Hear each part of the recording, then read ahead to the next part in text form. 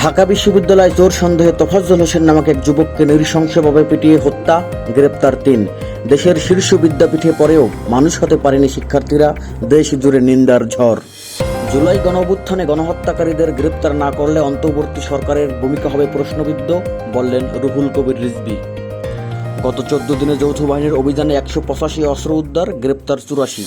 সেনাবাহিনীর ম্যাজিস্ট্রেটি পাওয়ার পাওয়ায় দেশে আইনশৃঙ্খলার উন্নতি হবে আশা দেশবাসীর।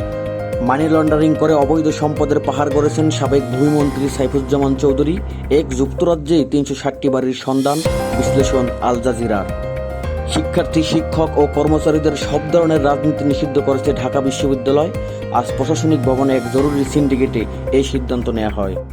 লেবাননে হিজবুল্লাহকে সদস্যদের লক্ষ্য করে ইসরায়েলের পেজার হামলা, কমপক্ষে 14 জন নিহত, আহত 3000।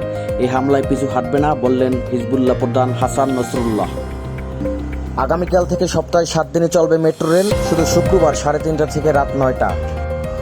টানা কয়েকদিন ভারী বর্ষণে সাতক্ষীরায় পানিবন্দী লাখো মানুষ, পানি উন্নয়ন বোর্ডের অবহেলাকেই দায়ী করলেন এলাকাবাসী।